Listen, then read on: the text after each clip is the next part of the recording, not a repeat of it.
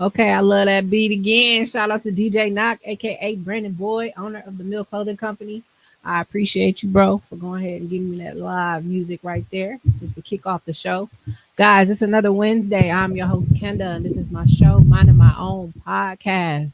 And I got some dope guests today. And trust me, y'all need to tap in for this one. Like, this is super important. Like, for real, for real, for real. I got Eddie. Eddie, thanks for coming. Oh, yeah, of course. Thanks for having me.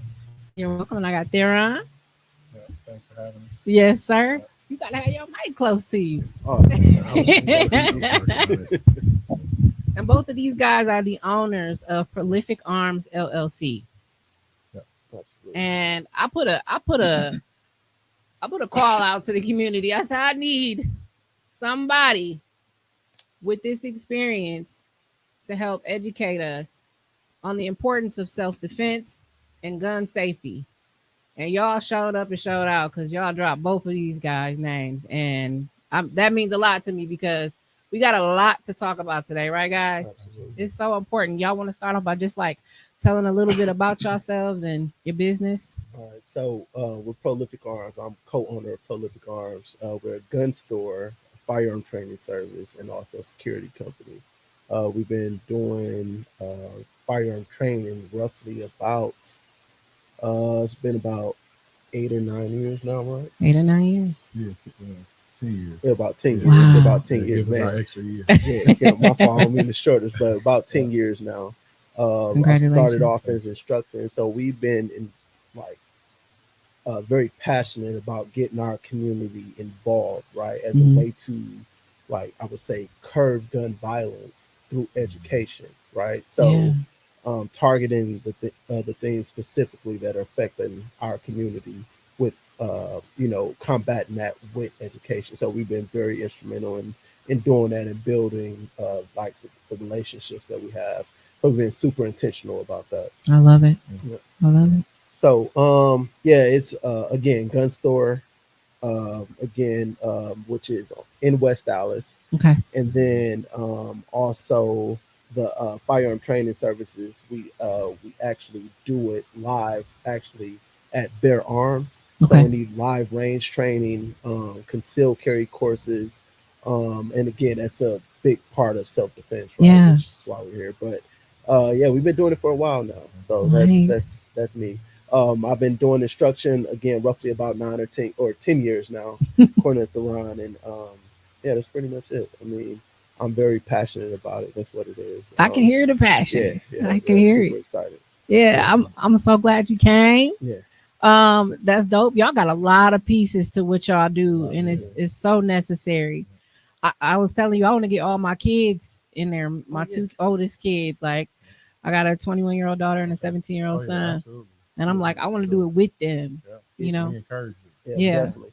It was funny because when you said that to me, right, I was thinking, and again, we got a youth safety class. Which Yeah. Youth Safe stands for Safety Awareness and Firearm Education. Okay. So we actually, again, community based and community driven in what we do. Yeah. So when you said that to me, a video came across my phone today. Just our white counterparts and the rate that they receive their information is at about 8, 9, 10 years old. They're Yeah. getting firearm education training. right? And for us, it looks a little different, It does. right? So, and again, they do it because of hunting and all those different things, but those are firearm safety courses, Mm-hmm. right? So, when you said that to me, that video just kind of reminded me of like, we need to be getting our kids involved earlier. That part. Yeah, The earlier, yeah, That earlier part. the better. Yeah, Earlier because the better. people, I've seen it online where people get criticized when it's them and their kids are holding guns, and everyone's like, "Why is that kid carrying a gun?" And yeah, it's we need to teach our kids that Yeah. it's not the gun, it's the people behind it, right? And if you get the right training and you have the right mindset, then you should be successful with using it, right? Yeah. absolutely. And I know that we were talking about trauma that goes into a lot of the things Yeah. that keeps people in our community afraid to even have one. I know personally, my mother when I was younger was shot, and my father was a police officer. And so I saw the good side and the bad side of having a gun. It impacted me directly. And so I told myself, well, maybe for years, I told myself, maybe if I don't have a gun, then that type of stuff won't come my way because maybe it's some kind of juju. Right. you know, So, like people get, but this is the stuff people will make up right. because they're And afraid. I'm big on I'd rather have it and never need it Hmm. than need it and don't have it. And Right. I'm getting there. Yeah, yeah, you Yeah. spoke to like the black experience of it. Yeah. So, though that's your experience and your experience is different in its own way, but as it relates to our community, like that experience is not much different than others around you, right? Yeah. So it's this certain level of tabooness that goes with, even like having organic situations around, firearm safety, around gun ownership, right? Yeah. Because in our community, it's perpetuated a certain way, or misperpetuated, I should say, um, in associated with violence, right? Yeah. When we think about firearms in our community, right, as especially as black people, right, we think about what violence, like We think about right away, violence right? immediately. So, Loss. yeah, Yeah. and the music we listen to, the TV shows we watching, right? We talking about video games. Not, I don't want to overly give credit to either one of those, Those things. different instances or things, right, or contributors, but Yeah. also just accounting to what our experience is with these tools, right? Right. And then what our education is like. That's our level of education in our community, and then our once again our exposure is that of violence, right? So then, um, you talk about dealing with that trauma, dealing with that PTSD, dealing with all these things, um, and then having organic access to the education piece, right? Yeah. Like our white counterparts, like Eddie was talking about, in their communities, like they can go a mile or a couple miles either direction and find a firearm store or a gun range, right, in the shopping center, Yeah. right? But once again, like the levels and percentages of violence, right, aren't necessarily high in those communities, but access to guns, right, they're available. So, what some research we've done and what we understand is that education, right, is the proven mitigator and factor to decreasing, occurrences of violence, right? And Right. whatever it is, like think about in our community, as we have tried to pull ourselves out of um, situations, once again, whether that be access to education, Hmm. all right, access to government, all these things, right? We, our way out or the way we mitigated that was through education, right? We would educate ourselves to understand, financial systems, such as money, right, such as Hmm. credit. Once we understand that, then we prepare ourselves to better, right, navigate the industry of finance, right? Right. Navigate how to become homeowners, all these different things, right? Once again, so firearms we feel like should be no different. It's Like we definitely no have to different. educate ourselves. Yeah, I agree with you. Yeah. I agree with you. It really is the education because, like you were saying, our white counterparts. I like how you said that. Our white counterparts, they're buying their kids guns. Yeah. You know, Okay. they're buying them for their kids. Yeah. Uh, We a teach good our kids Don't. don't touch. touch. We Don't teach touch. them like you almost like act like they don't exist. Yeah. And we grew up like that. Yeah. That was our experience growing up. Like Yeah. they don't exist. And yeah, like I think about my experience at the time in law enforcement. I remember being in the locker rooms with once again, white counterparts and colleagues, Yeah. and just talking about families and kids, right?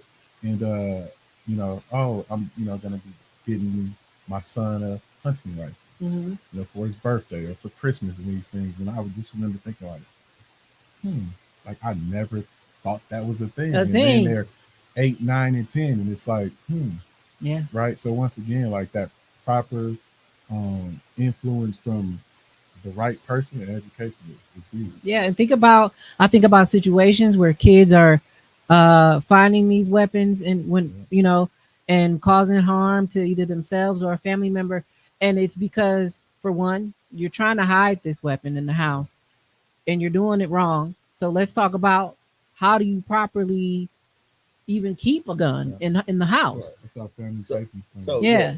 So we're big on creating family safety plans, right? Hmm. And how just I'm gonna say going ahead and putting forth the effort to uh, jog the spark the brain of people who are getting firearms, right? And what I Yeah. mean by that is how you're going to store your weapon. Do you have a plan in place before you even get your weapon? How are you going Hmm. to store it, Hmm. right? That because firearm storage is huge as it relates to keeping kids away from it, and also how are you going to keep that hands out of or that weapon out of the hands of the people that's not supposed to have it, Right. right? Right. So one of the stats that we like to talk about is over 60% of the firearms reported stolen are stolen from cars, right? Are Wow. That's in stolen from cars. Milwaukee. That's in the city of Milwaukee. That's from 20. That's a stat from Wow. 2021 from MPD. But Yeah. 2020 as we enter 2025, those stats Are consistent are considered. Yeah. all across So the it's board. still the same. So it's Nothing still the changed. same. So my thing is we've been like coming up with the solution as again as a part of the family safety plan.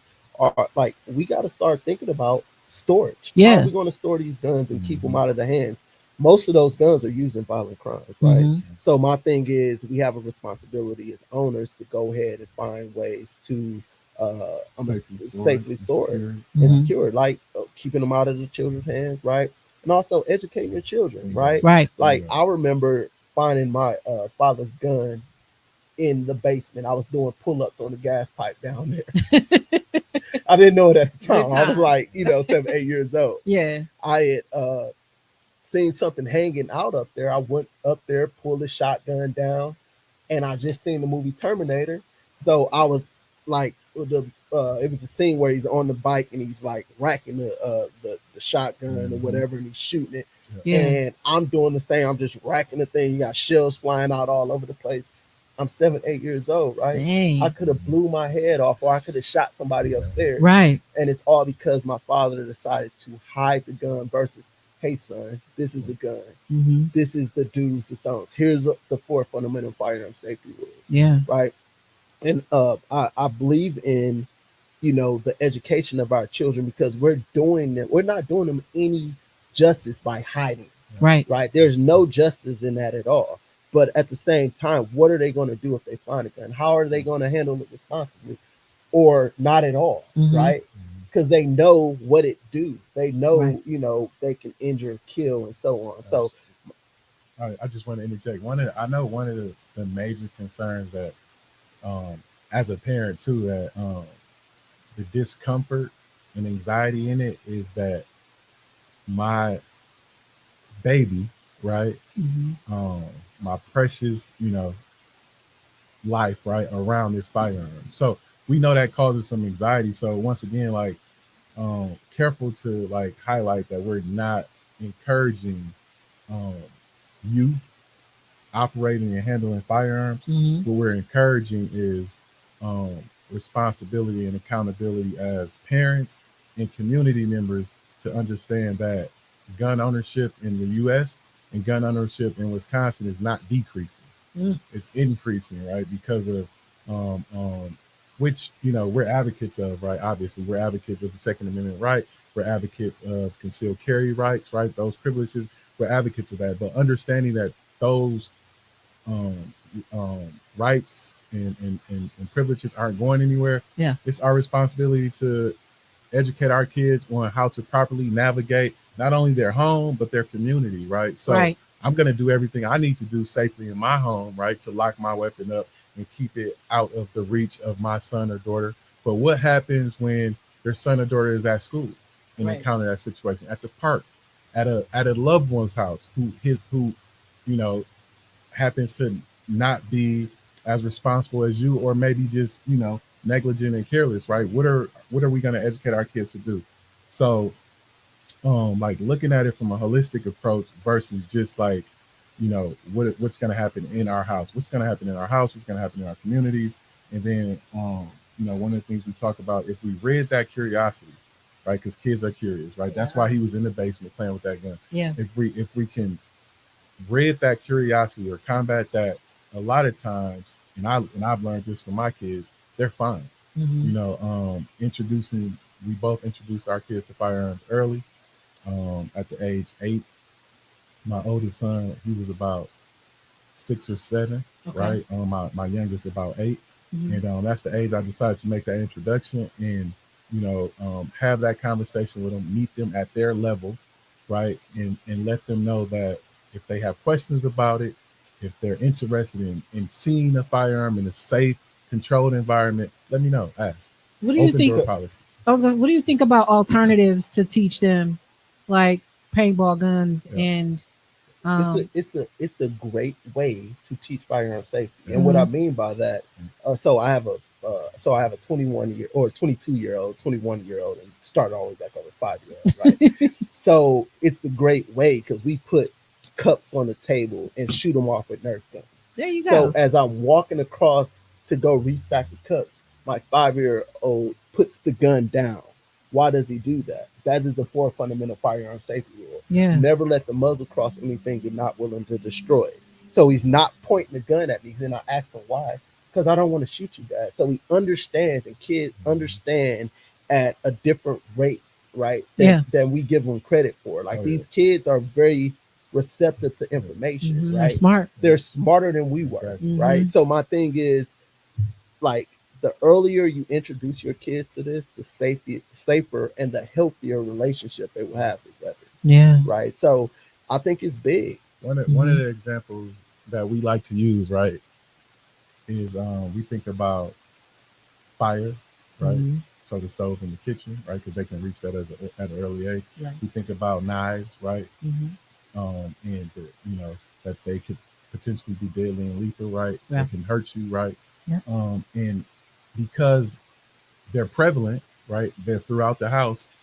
Right away, we know we're not going to get rid of the stove. We can't get rid of those knives, right? We know Right. that, but we talk to them about how to handle those knives or how to turn on the stove. Stay away from the fire. Don't put your hand on it. Like, we instill that in them, Yeah. right? And then they see them in, mom is cooking. It's time to make a sandwich, or it's time to cut some fruit. And every time we're making a sandwich or cutting some fruit, we're guiding them, right? Yes. Be Yes. careful. You can cut your finger. Be careful, right? When they're old enough to touch the stove, we're right there guiding them, right? Mhm. Because now we've decided that they're mature enough to access the stove, access the knife. We're still right there guiding them, right?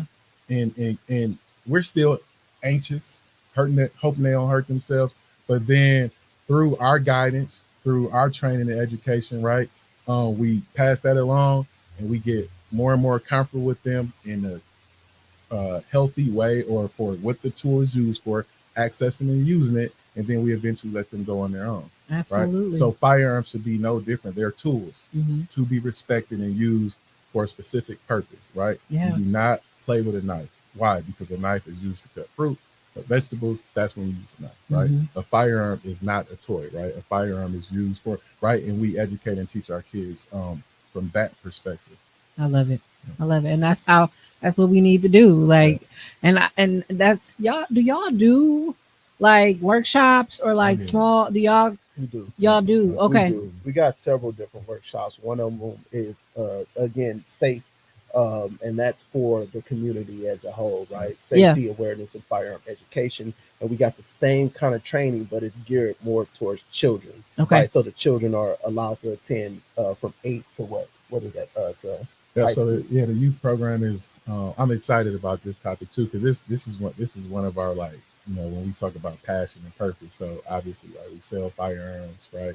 We're a security company, right? Yeah. But like, our passion and purpose is this, right? The community advocates piece. So So yeah, our SAFE program, our youth SAFE program, we start at age 8 up through 18. So 17, 18, right? The reason I say about, with the teenagers is because our adult SAFE program, which is just the SAFE program, we encourage adults and teenagers as old as 17, 18 to attend those classes too, Yeah. because there's a relevant information in those classes that, we're not necessarily talking about in the youth SAFE class. For instance, uh, the youth safe class, right? It's animated, right? We meet the youth at their level, right? We Yeah. do a Kahoots quiz with them, right? We want to make it fun and interactive.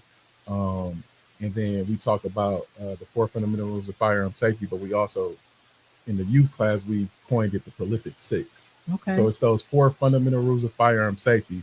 But as a youth, the first 2 rules are, right? Don't touch it, find an adult. The reason why, because what we talked about earlier with kids handling tools under the guidance of responsible adults. So Mm-hmm. you don't touch a knife on your own. You Right. don't turn the stove on your own, Mm-hmm. right? You have to be under the guidance of an adult. So we've added don't touch it, find an adult. And don't touch it, find an adult, right? If that's the initial training and education piece, even if they're going to be allowed to handle that weapon, by the time you can even start to get to the other 4, that adult needs to be there. Now we're going to talk about what Eddie was talking about, the other 4 rules. Point the gun in a safe direction. Don't put your hand on the trigger unless you're ready to shoot, right? Mm-hmm. So then you're talking about those things. So that's the youth safe program. Our adult safe curriculum, right? We're talking about um, the basic fundamental rules of firearm safety, basic safety principles, and Mm-hmm. then we're talking about conflict resolution I was gonna say how as adults, that's right? actually really Yeah, important because how do you know when yeah, to use it? exactly. So, conflict resolution, right? So Yeah. we're talking about that because that's one of the things we talk about that, we see and we deal with all the time. A lot of times when we're talking about gun violence, right, and, Mm-hmm. and, and issues related to shootings, right, there's also MPD statistics that say majority of the shootings that occur are um, after or during arguments, Mm. right? So think about that. So when we talk about how do we mitigate gun violence, let's take the guns away. Let's make stricter gun safe rules. How about we also encourage like conflict resolution? Mm-hmm. How about we start to talk about mental health, Yeah. right? Mental wellness, right? In our community, what does that look like? We're talking about individuals um, out navigating the community on a regular basis, attempting to have a good time, right? But dealing with trauma, Yeah. PTSD, all these things, and then triggers, but they Right. don't even know what a trigger is, Mm-hmm. right? Outside of the firearm they have, right? Right. So you talk about going from 0 to 10, you ready to go from 0 to 10, and you don't know why, right? Lack of conflict resolution and access to mental health. Right. Mm-hmm. And one of the biggest things too is professional communication.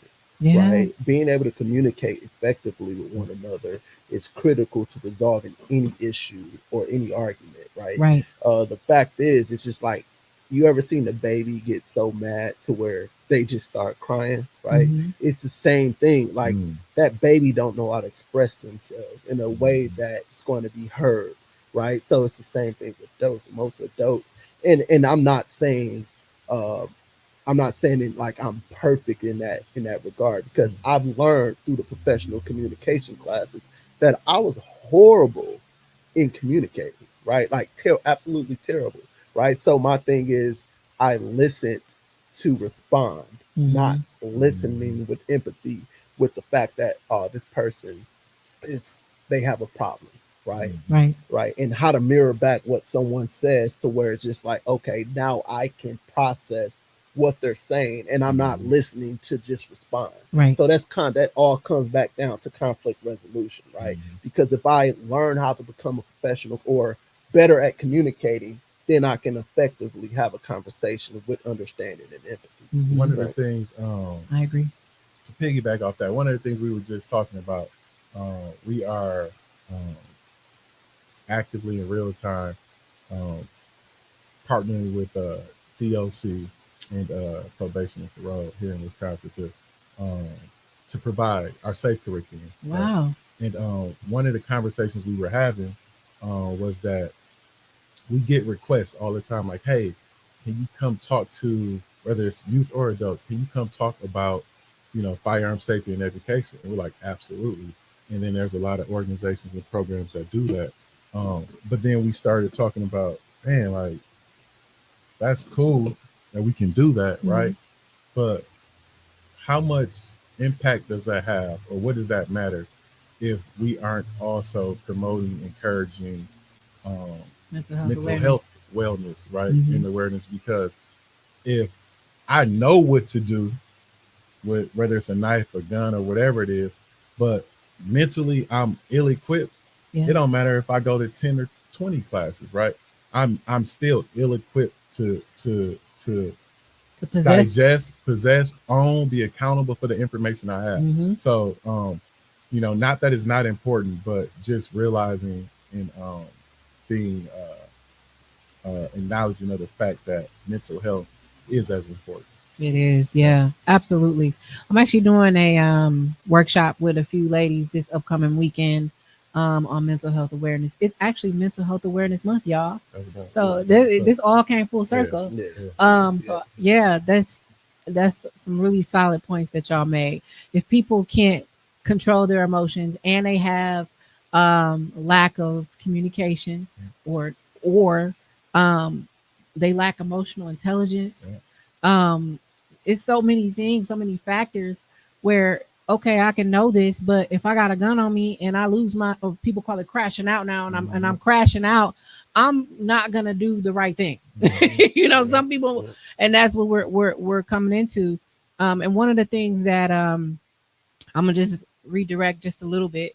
So right now, we were talking about this earlier. Sade Robinson, her case is now accessible. I was watching this day 2 episode today of the courtroom, and I just got to thinking. I'm like, man, we don't know what happened, but one thing we do know is it's happening too often.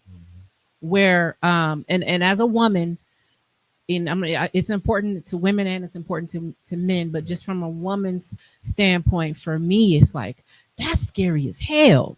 Like, and I think about it, like I need to defend. I need to learn how to defend myself. I don't want to ever have to, but if it happens, Right. I need to know what the hell I'm doing, right? Absolutely. And I need to be confident in that. I don't want to just have it and then I freeze up, or Absolutely. or I don't know, So that's another thing is when I just think about her, and I think about several women.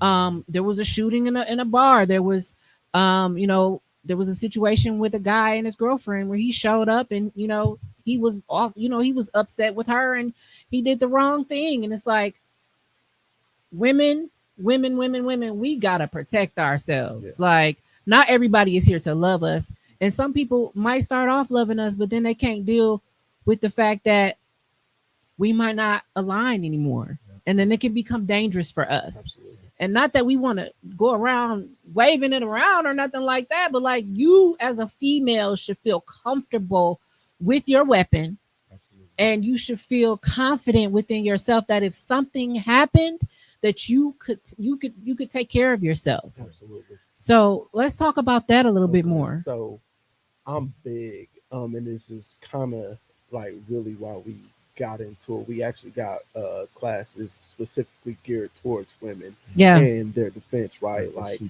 yeah, it's called the She Brave course, right? So Nice. and what that is just handgun fundamentals, teaching them handgun fundamentals, how to actually handle weapons, right? Building the confidence. Because I again been working with this lady is like she was like 63, 64 years old. Her husband was 70, he passed, right? Okay. And she lives in a kind of a rough neighborhood. But when he passed, he left a bunch of weapons. And she was like, I don't know what to do with these things. Do Yeah. you want them? I said, ma'am, I could take your weapons. However, I'd rather just show you how to use them, because she was telling me some of the stuff that was going on. Okay. Fast forward, I was working with her like 3 months. So if you look at her now, this lady is like 64, 65 years old. clip, clap, clap, pop, pop, pop, pop. I walked away for 1 second to go get us some more targets. This was like probably a couple of weeks ago. I walked away a couple of seconds just to go get us some more targets from the front. Yeah. I come back, she's teaching the woman next door Yeah, to her, that's dope. and I'm like, That is dope. yes, Yeah. and that's and again, it's all building the confidence because some Yeah. people they just don't know what to do, and if you're not going with a professional at Yeah. first, and I mean you should go at first with the professional Yeah. because it can be a very unpleasant experience, especially if this is your first time, right? Mhm. So when you hear that and people are like, "Oh man, I like," and I captured it on camera a couple of times to where I've had to like you know be like almost a psychologist to the person that's shooting to where Yeah. um That sound, yeah it can they be coaching them triggering. yeah through. yeah Yeah. and they almost turn around and run out the room and I Yeah. captured it twice and I can show you videos from where Yeah. and it's just like okay so this is what's going on. So I explain them what's actually happening. And then after their first initial shot, then you see them actually take control of the situation. Mhm. And that just speaks on, you know, building the confidence. So it takes some training. It take Mhm. they say it takes between 5,000 to 10,000 reps before you become efficient enough to perform in emergency So that situations. muscle memory. So Wow. that muscle memory is very important, right? Mhm. So you going to the range and doing it over and over again, you're going to build confidence, right? And it's again, this lady went from like nothing at all, being afraid of guns, to now teaching someone how to use guns that was right Yeah. next to us, right? So That's awesome. it just speaks to the confidence. It's needed, ladies. Yeah. Are if you're out there and you know you need to be getting with a professional, right? Get Yeah. with a professional your first time, and then you know continue the training, build that confidence enough to where you're going to be comfortable carrying because it's some people get guns, they sit them at the top of their closet, they'll wear them every day, have no idea how to use them. Just the fact that they have a gun is enough for them, And it's and not. it's not It's a right. perishable skill. It's a Yeah, it's it's a if you're perishable yeah, skill. it's a You perishable have to skill. practice. Yeah, Yeah, absolutely. yeah. Wow. I To, didn't know that. Yeah, yeah, to interject there, I do believe though, right, that level of fear that most people have is due to everything we're talking about, right? Lack of access, right? Lack of education. So that fear, that level of fear is appropriate, right? It's appropriate and fitting because there's no education, and this literally can kill you, Mhm. right? So same thing, like thinking about someone's apprehension to get behind the wheel of a car or fly a jet or fly a plane. Like I'm not getting in there. Right. Like, I need proper education, right? Yeah. So that part, we don't want to, I guess, minimize that because Yeah. that's fair. But with that, there is a way to combat that, right? And to Eddie's point, education, right? Proper instructors, right? Guiding you through that process so you can develop, not only the practical skills but the confidence to once again like handle that weapon, navigate that weapon, and yeah, be able to in a situation defend yourself if you need to. Mhm. And also, so I just wanted to share uh, one of the things um, we noticed right when we first started doing the concealed carry classes, because a lot of the um, way we're able to convey a lot of the information we are to our community is through our concealed carry courses. Um, we started in 2012, Mhm. and this is just speaking to or speaking to what you're highlighting as far as the need for that training for women. 80%, if not more, of our classes for several years were black women. Wow. That's Like dope. without a doubt, I'm yeah. telling you, And like we got over what 5,000 trains yeah. now, So right? without a doubt, Wow. and I'm talking about women between 21 and 65, like Mhm. a great range and diversity of women in our community over the years have sought out and understand the importance of um, protecting themselves, and then not only protecting themselves, but being skilled enough to protect themselves. Yeah. So, yeah, we agree with you. I say that to say we agree with you. We are absolutely about training the women in our community to deal with situations that it could potentially cost them their lives. Right. You Yeah. know what scares me is I think, and I might be speaking for a couple other people, is when you look at media Mhm. and you look at people who are trained, like Mhm. police officers, Mhm. and you witness that even they get scared Mhm. to the point where sometimes they shoot the wrong person, or Mhm.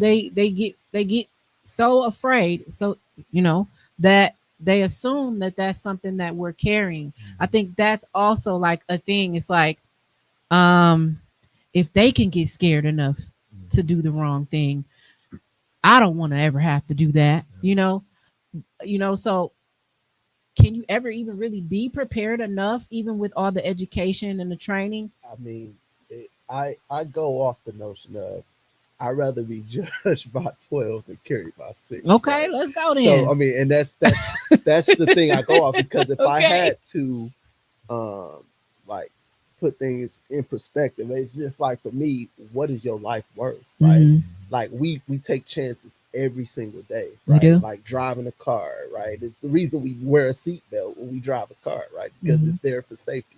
Just like a gun, it's there for safety. I might not never ever need to have to pull my gun ever, right? But the Yeah. fact, the small chance that I might have to, right, is enough for me to have to, right? Hmm. So that will be my reason. We use this in our classes. We use this term a lot, and once again, we say it's really cliche. We get it, but it's real. In this arena, it's real. With great power comes great responsibility. Right? Yes. So, and that's literally what you have, right? Hmm. Why? Why? Because you've decided on a daily basis to carry a firearm, and when you've made that decision, you literally just giving yourself the ability to take someone's life potentially, Right. right? So that stress, it shouldn't go away, and once again, stress can be negative or positive, right? It's how we deal with it. So Hmm. once again, so maybe not stress, right?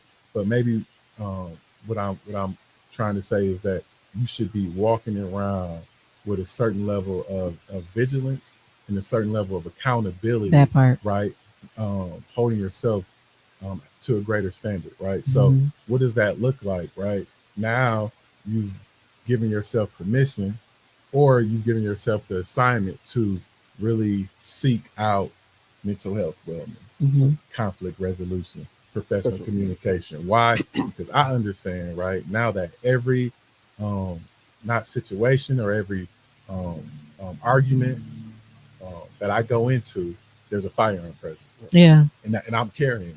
So if I decide to get into a altercation, um, am I going to now need to use that weapon, or right, am I incapacitated and someone takes it from me and Ooh. uses my own weapon on me, right? Yeah. So we should be walking once again. We should be operating in that understanding that we talk about being thick-skinned. You have to be thick-skinned. You have to be willing to take the most BS that you've taken, right? Superman syndrome out the window, Yeah. right? Why? Because you know the power you have, Hmm. The power you have. Yeah. or possess, I So should say. Hmm. I always say owning a gun is a huge responsibility, similar to martial arts, right? I'm Yeah. talking Yeah. about, you got to have patience, you got to have discipline. Yeah. Like, and again, it's more than just buying a gun. It's just like, I have a gun. No, Yeah. there's more attached to Way, it, Yeah. right? way more. How about learning the laws?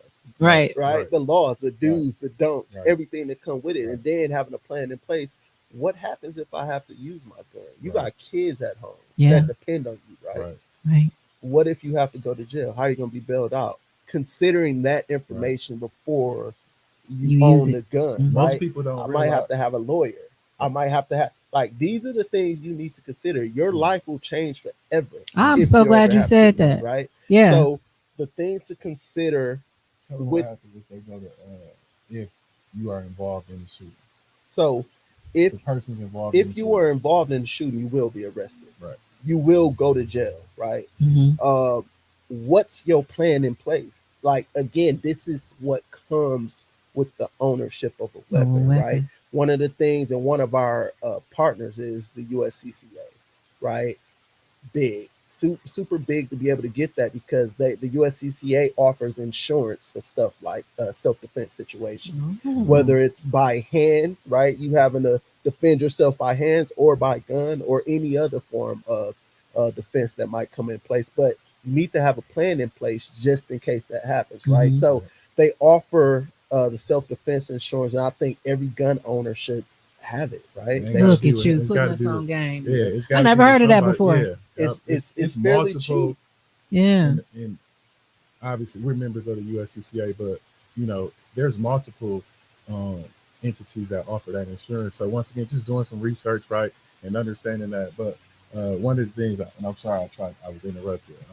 I got excited, right? I'm interrupted, right? Yeah. Because we talk about being prepared. Like most people don't understand that in real life, if you use that weapon, the police going to show up. They just know somebody was shot. Yeah. You probably going to jail. Matter of fact, you are absolutely going to be detained and questioned, right? Yeah. So some people's eyes are like, what? Because we watch movies, right? In the movies, what happened? The good guy is the absolute good guy. No matter what they wearing, when the police show up, they know good guy, right? They get a handshake, right? It's a scene the next day. They be like, you're a hero. Up, they like, like it's all right. It's all in real life. It ain't like that. You might have to be bailed out. Yeah. Right. In an ideal situation, maybe you got witnesses, maybe you got cameras, right? Ideally, right? Yeah. But let's be honest. Let's think about our like the reality of our community. And once again, we talk about concealed carry and self-defense from our perspective, right? So in our community, based on our relationship with law enforcement, right, we really not talking to the police, right? Yeah. So what does that mean? That means that if Eddie gets into a shooting, right, in my neighborhood, and they come to my door asking me what happened, so what does that mean for Eddie, the good guy? That means that he on his own. Yeah, he's alone. So how are you going to navigate that situation? Being prepared, right? Do you have self-defense insurance? Why is that important? Because it costs about 10 G's to get a lawyer.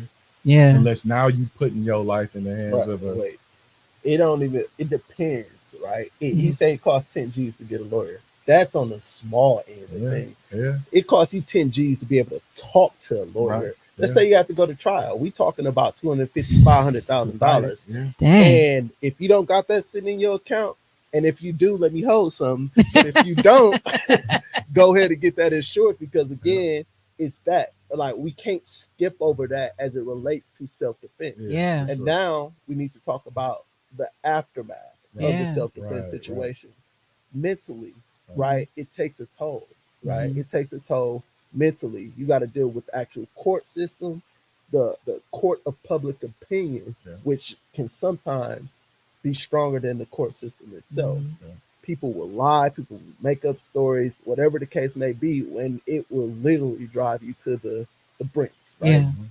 So all those things to deal with, right? And then you have to deal with your own mental stress that your mind creates, right? If you are a person that actually care about people, it affects you in a whole different kind of way, right? So again, though there's several different layers to self-defense that we need to consider, right? And again, that's why we're here, right? To help you navigate that whole thing, right? You bring all that together. I think once again, you talk about increased accountability, right? Just from that education, I think we as a community, we start to understand like, okay, wow, right? It's a lot to this, right? So, it's nothing I can do individually to on my own, but me, you, Eddie, and the rest of the community, right? As we all as a community take on these concepts, right? And these daily practices, then we start to affect some real change. And education is key.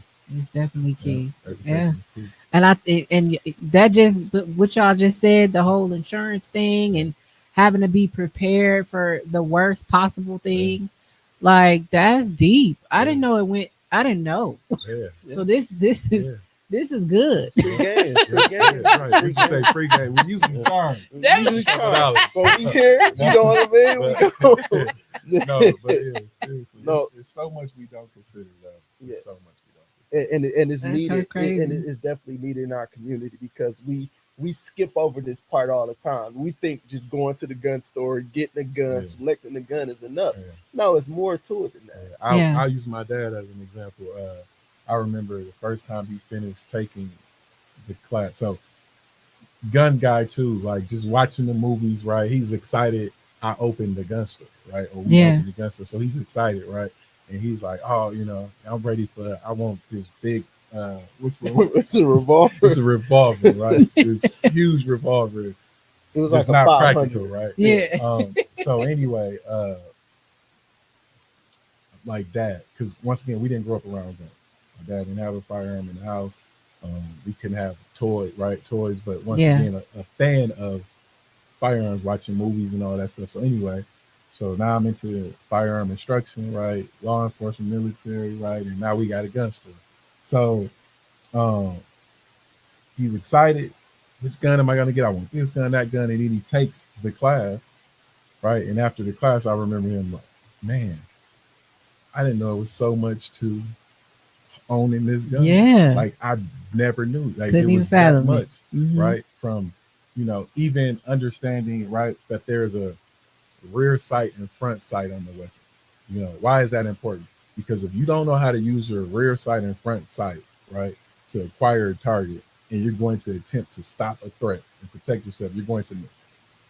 So Then you you need gonna to know how shoot to fire the anything. firearm, right? You're going to miss and potentially hit somebody else, Yeah. right? So once again, like understanding that that's a learned skill, right? You go to the range and you got to do that. And like I said, I just remember him like taking all that in and like having this awe moment. Wow. Like, yeah, let me put this down. And, let me rethink this. Let me rethink rethink this approach, right? Yeah. Yeah. So what did he end up getting? Um, he bought a couple from us, Yeah, but he bought he's a been couple. more Yeah. he's been more geared towards getting trained and like, hey, Yeah. we got to get to the range, we got to get to the range. Yeah. Yeah. I like that. That's cool. You guys are cool. Man, I mean, I you know love what it. it is being passionate about the community, right? Yeah. Like as a whole, right? Because again, we've been, I think, led to believe that we're more prone to violence than any other community, right? Like Yeah. we shouldn't do this. No, you stripped us of educational resources, right? Right. And with that, how can we take accountability? Who's taking accountability for the community as it relates to education, Mhm. specifically towards firearms, right? Yeah. Like like you just said, you didn't know that most guns are stolen from cars. So why isn't it in your face all the time? Why Right. aren't we talking about this? Right. Again, most of those guns are used in violent crimes, right? Right. Why aren't we talking about that? We can directly impact violent crimes in our community by simply learning to lock up your weapons safely, Hmm. right? Because those guns are getting what they Right. call YNs. The YNs are Yeah. getting The a hold of the YNs. guns and they're doing whatever. Yeah. YNs can't walk into a gun store and buy a gun, Not at all. right? But Right. they can go to your car and steal one, right? So my thing is we can directly impact our The lock community boxes, right? with the Lock boxes. with the vehicle lock boxes, right? Directly. So my thing is having those conversations is how we're going to change things. Mhm. Having conversations about self-defense is how we're going to change things in our community, right? What about like to avoid getting shot? So, What about vests and So and helmets and I don't know what's out there? So Shit. that's Dude, now that's tactical, right? Yeah. I think Yeah, we do that too. Okay, Yeah. yeah. 'Cause what about that? Okay. That's crazy. I'm definitely not. I wear a vest often, right? Obviously because of security and the line of work we're in. But Yeah. I mean, I'll say personal preference, right? Be as safe and protected as you think you need to be. But what I also will say is, though we do navigate and deal with a higher level of violence in our communities, right? Mhm. We talk about avoid, deny, defend. If you are making the right decisions, right, like choosing responsibly, you know, who you hang around, where you go, right, putting your mental health first, right, Yeah. that's your best, right? Mhm. That's your best because the likelihood of you being attacked is still low. But Mm. we talk about that still doesn't negate the fact that, being, whether you want to be a firearm owner or have a concealed carry, right? You want to have a weapon with you, do that, right? Because that is for just in case it happens, right? Yeah. For that, like that low chance that it'll happen, that's what we encourage. But that, like, the avoid deny piece, right? So we talk about the avoid, because people, and that's such a good question. People ask like, so when should I defend myself, right? When should I, when can I defend myself in any situation? If I, like, how do I know? So we call it avoid, deny, defend, right? So the avoid part is every day you wake up, right? You've decided that you're going to take a certain route to work. It's a certain Walmart you ain't stopping at, right? Because you ain't dealing with that. It's certain gas stations. It's certain places as you navigate the community. You said that's off limits for me, right? Because I've decided I don't feel safe there. So this is me avoiding potential danger, right? The deny piece is when, okay, I'm at my place, right? I'm at where I like to go, where I'm feel safe and I'm comfortable, and there's a potential threat or violence occurring. What do? Right? You deny it access to you. How do you deny it access to you? Can I run away? Can I walk away? Drive away? Right? Can I hide? What can I do, right, to deny this access to me? And then the last one is defend, right? This is you, us being, positively contributing, impacting members to our community, right? I'm trying to avoid it. I tried to deny it. And maybe it's an active shooter, maybe it's somebody who's trying to rob me, cause me harm, right? They come for me. I'm ready, right? This is the reason I did the extra education. This is the reason I practice conflict resolution. Like, I know I have a peace of mind that I've done everything I did, right? That I'm accountable, right? Holding myself accountable to not be in this situation. As a last resort, I should be able to defend myself. I've literally earned that right and spent my time, right, committing to avoidance. Yeah. So as far as like the tactical vest and all that stuff go, like I'm big on that. Right. So I mean, as you've seen, I sent you a couple of videos. Yeah. But so I'm big on like the tactical stuff. But you, like any average person, not walking around with like an extra 15, 20 pounds of tactical. I'm in the military, so you really had me thinking about. I was in Afghanistan. I was really thinking about that. I'm like, man, if we got to start walking around like that, it's a crazy world, though. It is crazy, but it is. It ain't that bad, and I'm glad it ain't that bad. Like, sometimes it feels like that, right? Especially with social media and just the media in general, like just hitting us with the same stuff all the time. We feel that way. So, but once again, could it be better? Absolutely. Yeah. Should we contribute to making it better? Absolutely. Is it that bad? We ain't that bad. We need to work on it. Yeah. Okay, that's good to know. So. I don't think so. I mean, I think platforms like yours, right? Sure. And again, continue to push the narrative of educating, firearm education, as much as we possibly can. That's how we're going to affect change to where you're going to see the point to where I thought about wearing a vest before. Boy, what was I thinking? Right? So we can continue to push our narrative over the alternative. Right?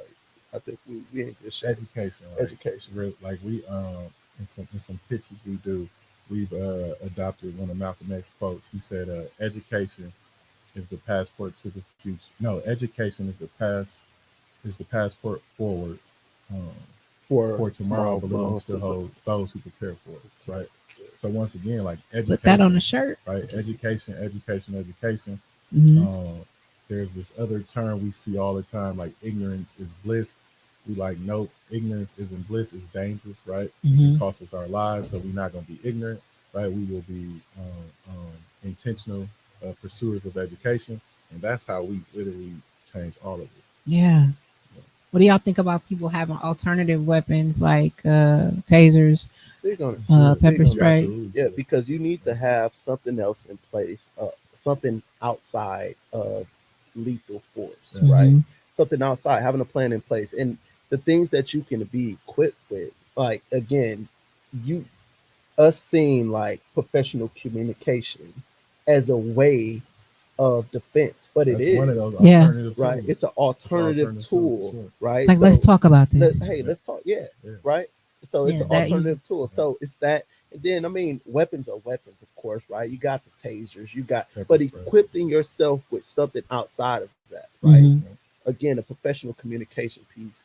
You can, like, you know how many times, and I'm result based, right? Whatever results, you can talk, you can call me under every name under the sun, As security guards, right? we've been called it all. You it fake all. cops, you blah Yeah, blah blah, all this, of that, it. and the All of third, it. and threaten how many times? But I'm result based. What do I want? Yeah. What do I want? So we can't be playing or checkers when the game is chess. Yeah. Right? So we can get stuck in there with somebody else, or we can play our own game. Right? Mentally, Absolutely. I feel like I'm more equipped than I ever was before to deal with any situation and come out on the other If side. I'm around y'all, I'm safe, man. Oh yeah. I just want to Yeah. be around y'all, you know what I'm saying? Hey, We listen, you done welcome. found our inner chief. Yeah. And if we get there, Yeah. we up there. Yeah. Right? We know where we know the what and why. Yes. Right? You know. So, Go ahead. yeah. You were gonna say No, I was gonna something? say again, we big on self defense. All right, and self defense is provided in a bunch of different kind of ways, right? Yeah. Just like first of all, hey, yeah, I'm gonna show you how to shoot. I'm passionate about. I love shooting. I can tell in the It's video. sport. It's sport. It's fun. Like It's a you know what I'm stress saying. It's reliever. a stress Yeah. reliever. When I tell you when I went to shoot what day was that was Monday, right? So I went to shoot Monday, and before I went, I'm like, dude, I'm stressed. I need a vacation. I need several massages. I need all this. I went Yeah. to go shoot. I feel like the weight of the world just fell off my shoulders. Right. Like, man, Wow. this because it's fun, right? Yeah. It's actually fun. It's like it's a stress reliever, right? And it's more to guns than just killing. It's Right. more. It's actually it's competition. There's hunting. Yeah. There is so. It's just shooting for like the Sport. the sport. You Yeah. know what it So- is to hit a target that's 400 yards away. I just did that. Monday, right? Wow. It hit a target, a still target this big, 400 yards away. That's 1,200 feet, right? Yeah. So I'm hitting that target, and you know the adrenaline rush you get from the head to your feet. I mean, I used to after- play 007, so Yeah. I got kind of an idea. But What's crazy it's though thrill. is Bond. like we James fall, Bond. like, as a retail firearm store, like we fall under the sporting goods, right? Arena as well, right? And once again, like in our community, I think sometimes that's tough, right? Because all we see and understand about firearms is violence, right? Yeah. We only associate violence with them. And once again, like, can they be violent? Absolutely. But they're tools to be handled accordingly, right? Right. And I think that's what matters. That is what matters. That is what matters. We got a couple comments. John Fletcher, we were just talking about you. Flesh, what He up? said, What's going on? outstanding. I want y'all to turn me to Laura Croft. I'm gonna be shooting. I'm gonna be flipping, I'm gonna get you kicking, together. all that. I'm Yeah. trying to be out here. That's what's up. But yes, thanks for tapping in. You're tone over there like whatever. No, I'm gonna get you together. I'm gonna get you I love together. it. What's the show we were just watching? With Zoe, what's her name? Zoe Oh, you talking about Linus? Linus. I mean, how you like Linus? You Yeah. seen her in Linus? Mm-mm. Oh, Yeah. you gotta check out Linus. Okay. It's a dope show, but it's military based, but it's Okay. super dope. Yeah. But yeah, I'm gonna get you together though. We gonna get you some videos and you know what I mean, Yeah. and document your journey with your with you. owning Yeah, the come to the firearm. range. Yeah, for sure. Yeah. Excited. Yeah. So you gonna show the video for me? Okay, we're gonna Shoot already. yes. Stand by. Up.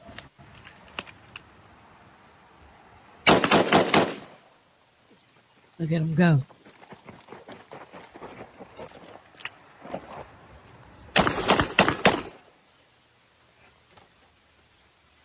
I'm too old to been.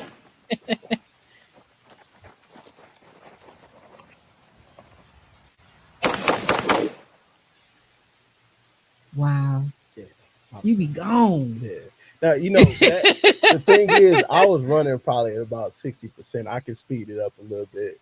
Yeah. I'm fast I'm with actually that, faster son. than that. Just so you, hey, just so y'all know, I'm a little faster than that. I was by the numbers. I Yeah. want the real speed. Yeah. yeah. That was the, you know what I mean? That was 60%. You know what I mean? Didn't want to overdo it, but yeah, as the drill, because these are actual drills, right? Okay. So as you go along, you get the drill down, then you actually speed up, right? Yeah. So as you go, and again, it's just like a builder, right? Yeah. It's a builder. So you do this stuff and you build, and like we were saying earlier, repetition is everything. So when you're doing it over and over again, you get comfortable. That was actually a new drill for me that I was just trying, right? That Yeah. one of my good friends, his name's Chris. He's a firearm instructor too. I see, even as an instructor, because I train AR-15, shotgun, and pistol, Okay. right? So even as an instructor, I still go get trained because Mhm. there's an unlimited amount of information as it relates to firearms. Like Yeah. Perishable it's skill, and it's a you know, perishable bro. skill. So if Yeah. you're not doing it, you're losing it, right? Yeah. I No. like that. You stay on top of it. Yeah. Yeah. I mean, he like the gym rat, like what we call gun rat, a range rat, Range Yeah. rat, range right? rat, yeah. Yeah, but no, very skilled. Like it's a real thing. So I'm a pistol instructor as well. I don't get to the range half as much as him. A lot of the times, same thing. Like we go, um, he's literally instructing me too, real time. So Wow. when you think about, once again, like no one is above um, continued education and obviously that initial education, right? But Hmm. once again, like the onus is on you, and we're accountable to stay trained, to stay proficient, and you know, if we're going to protect ourselves, how can you if you don't? Right. Right? You right about that. And it's fun. And it's Yeah. fun. It's It's fun. fun. You Let's talking not about forget it's fun. when I though. tell you, like, see, it's the like again, I was doing my heart rate. You know, I wear my Apple Watch. Talking about getting your heart rate up, like during exercising, Oh yeah. because you want to simulate stress as much as Mhm. possible. So Okay. you want to Yeah. get that heart rate up. So when I tell you I was running at 60, by the end of it, you at 100%. You sprint through there. You doing all this. You got to have body control, all these different things.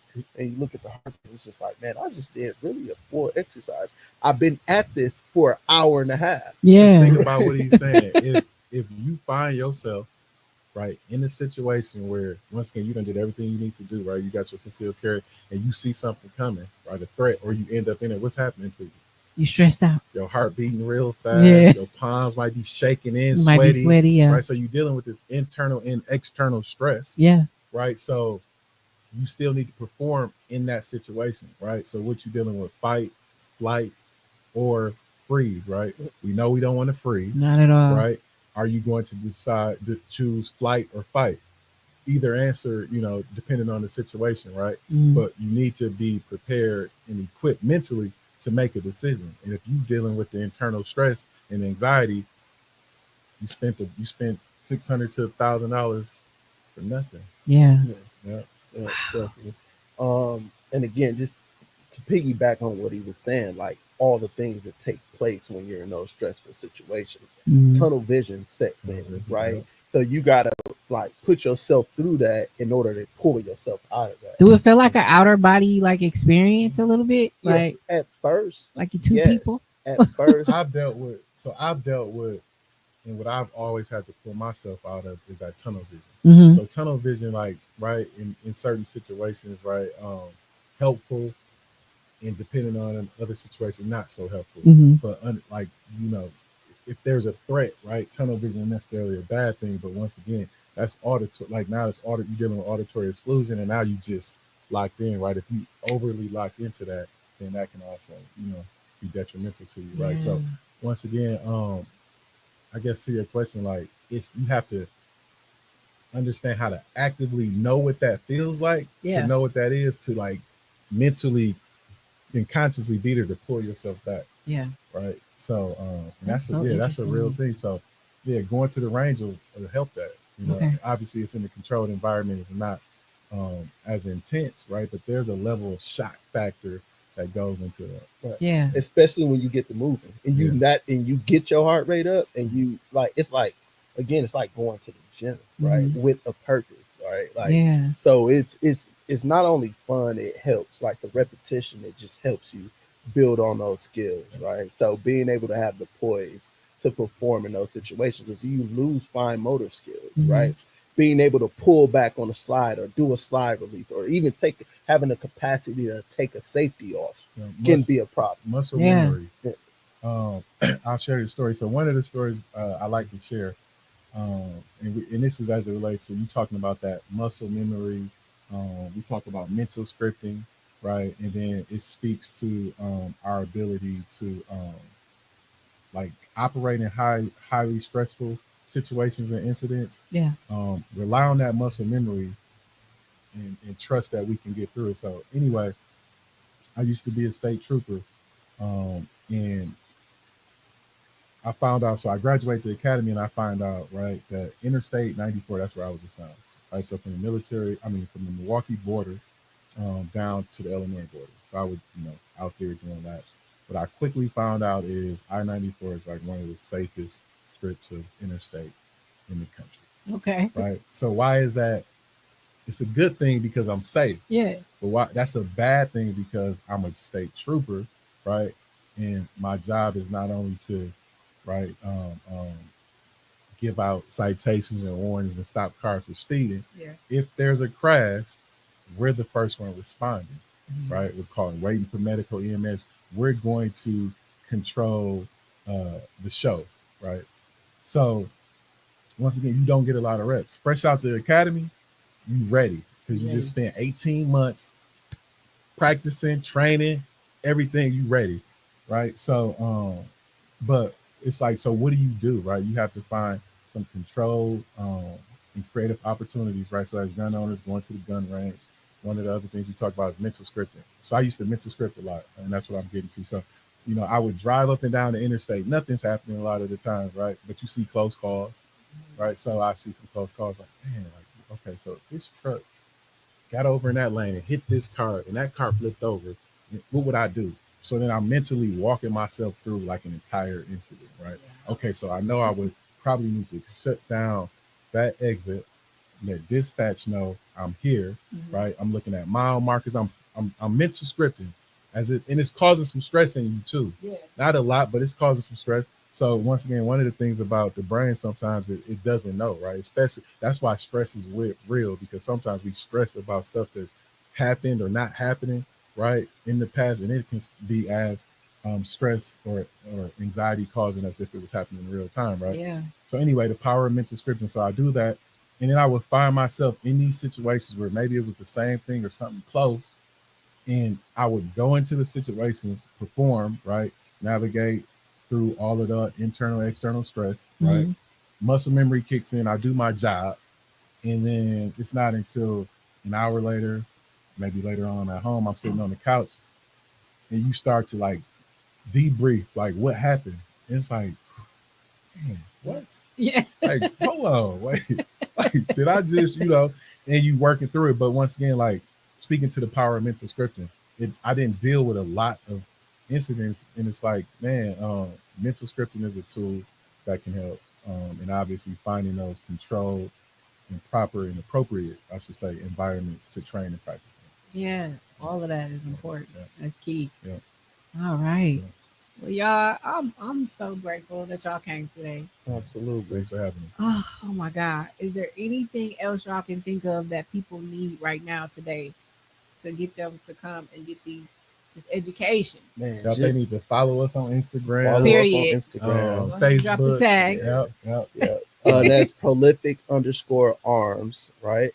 Follow us on social media. We do a lot, and again, we big community work. If y'all want to reach out to us for the youth program or just adult programs or any CCW classes or anything like that, just reach out to us, man. And one of the things we pride ourselves on is having the best prices for the concealed carry class, right? Okay. Because again, it's our community.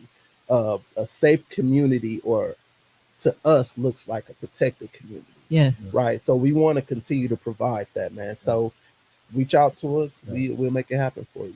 Stop at the store, 2192 South 60th. I know Eddie said that earlier. We're open Monday through Saturday, closed on Sundays. But yeah, stop in, say what's up, and say what you need, right? Like we are literally a part of our community, right? Somebody told me, I was walking out the store today, some random person was like, dog, I love you. Oh, And I was like, I love you too, right? Once again, like we brothers and sisters, right? Like yeah. it's our community. So stop in, say what's up. Don't be shy. Don't worry about it the right way asking. We gonna provide all the resources and information we can from our Yes. expertise, and we'll do so from a judgment-free standpoint. We're a Right. safe space. And So, again, we help people Yeah. navigate, like they couldn't get a license, couldn't get a gun. We Yeah. help people navigate those spaces, right? Mhm. Like, all right, how can we help you? We're going to help you the very best we could, because again, it's our community. We care about the people in our community, Yeah. and that's why it's important. So you see these other stores, right? It's cool. They got other stores that's cool, but they not of our community. They take they money that they earn in our community and go back out to Brookfield, Yeah. Mequon, or wherever else they live, Oak Creek, wherever. Yeah. We take what we earn and go right back to the city that we from. So it looked a little different. We care a That's little right. different, right? shout out Yeah. to Shepherd Arms too. That's our brother. He got a store in Menominee Falls. He dope too. Yeah, That's what's up. yeah. We hang our he told me this, by the way. I didn't know this. Getting into the firearms arena, we are, what is it, one of about 12 retail gun stores in the nation that's black owned. That's black owned. Wow. So One it's of 6,000 gun stores in the U.S. Yeah. and we're 12. Approximately one of 12. Yeah, one of 12. Retail. Retail stores gun that are stores black with a owned. retail commercial space, right, that has an FFL license and sells firearms. So it's two in Wisconsin. Yeah. There's Shepherd Arms, and then there's Prolific Arms. Yeah. Right. So That's which a is major, super dope. that's a major accomplishment. Yep. Oh yeah. Before Wow. we go, I brought you a little gift. Right. Welcoming you to the Prolific team. Right. Bro, the gift. Yeah. Welcome you to the Prolific team. So that's a Yeah. Prolific hoodie there. I'm gonna be out here shooting in no Yeah, time. those exclusive too. Those are exclusive. Yeah, those Wow. exclusive. I gotta And they- open it. Y'all gotta see. limited time there. They only available limited time there. I So. don't even want to take it out because it's so well put in here. The colors is so dope. Yeah. So those are the camo glow God. colors, right? Yeah, So we camo glow. wanted it to kind of stand out a little bit. Yeah.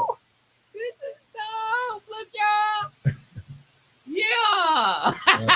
If you, Thank you. yeah, for sure. We got them at the store too. So if Oh my anybody God. want one or looking for them, stop by the store. This is really good quality. Yeah.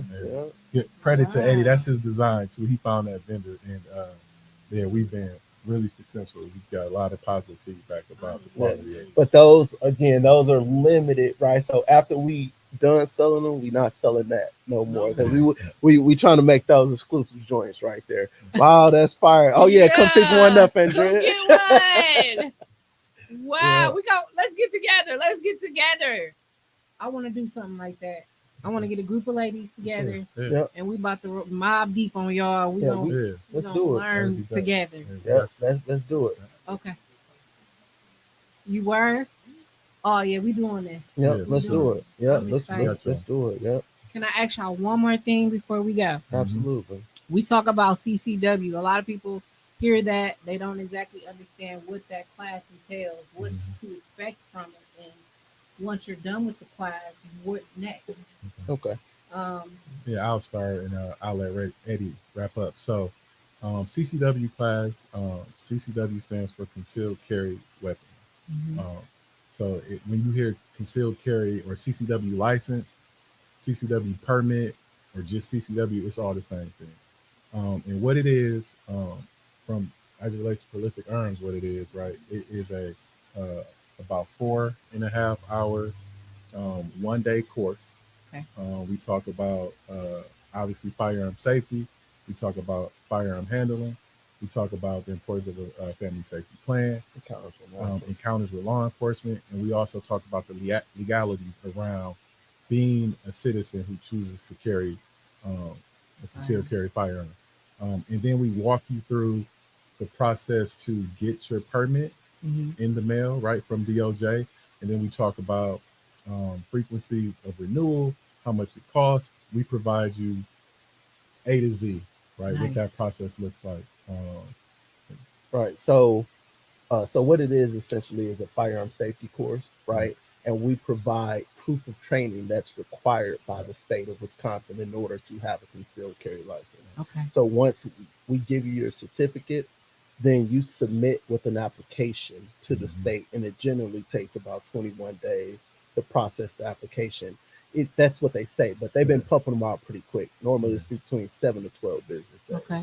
Right. So, You get a card, yeah, a permit, like an actual card yeah. in the mail, and yeah, you know you carry that. That's your proof. That's your proof that you are a concealed carry license holder.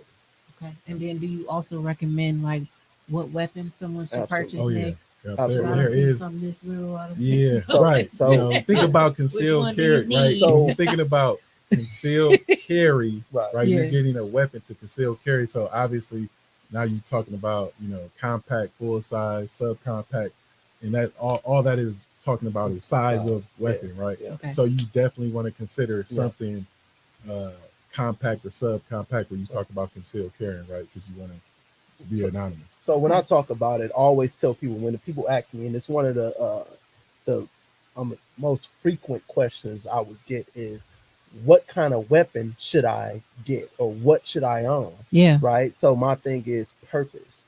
What's your purpose of this weapon? Is it for home defense? Is it for concealed carry? Right. Ladies, you have much more diverse wardrobe options than men. Right. Are you going to have a gun that's big enough to where, again, if you're wearing leggings, do you want it to be shown? Right. The whole purpose of concealed carry is to actually Conceal conceal the it. weapon to where the public's not going to know you even have a weapon to begin with, right? Okay. We Because talk about again, methods too in the class. so we That's talk another about, class. that's something that we talk about is methods on how to properly conceal your weapon, right? Because it's big. Because Yeah. one of the things I can show you about 20 videos of people being stripped of their weapons, right, in the city of Milwaukee. Wow. Right. Women are targeted more than men when it comes to stuff like that. I've seen women wrestle to the ground because their gun was showing it, or they were ineffectively like carrying their weapon, concealing Yeah. their weapon, and they've been wrestled to the ground. I'll send you a couple videos. I on did it, see right? one Yeah. within the last 6 months or so. A young lady was in a convenience store. She had it on her hip, Yeah. and some dude just grabbed it right off Yeah. her. We show a few Like- videos in our course too. But yeah, that's the importance of, we tell people like, they'll come to the class and then they're like, can I open carry too? You absolutely can. That's actually, that's your Second Amendment right? You don't need to take a concealed carry course to open carry, right? But you thinking about the examples that you mentioned and Eddie mentioned, you make yourself a target, right? So the reason you decided to conceal carry is because you want to be anonymous with your carry, and then you maintain a tactical advantage, right? You don't want to be targeted. You don't want the world knowing, right? This is for my protection and my protection only, right? Self-defense, and I don't want to be a target. That part. Yeah. Yeah, because if you get that showing people, then Yeah. it's then the wrong reason. Some people see it as a deterrent. Yeah. Some people see it as a deterrent, but Yeah. it's more of a attraction than a deterrent. Yeah. And so my thing is, Yeah. action beats reaction every There you go. time. So That's if it. you're showing me you got a gun, first of all, you're probably going to be the first person I shoot. Yeah. If I'm a bad guy and I'm Right. looking to rob the place or do whatever, oh, they got a gun. In a bank robbery, who's the first person to get shot?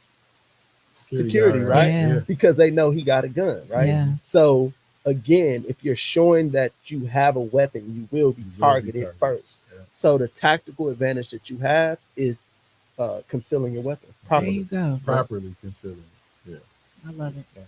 Well, thanks, guys. for sure. Look at y'all. Oh, I'm about to be wearing this tomorrow. Um, Oh, we got some shoes and that stuff. I Yeah. love it. I'm sure I do. I'm Yeah. sure I do. So y'all be looking out for next week. I got another dope episode flyer on the way. It's part 2 to this. We're gonna be learning about some martial arts and more gun safety next week. So y'all tap in next Wednesday. I'm your host, Kenda. This is my own podcast, and I'll see y'all later.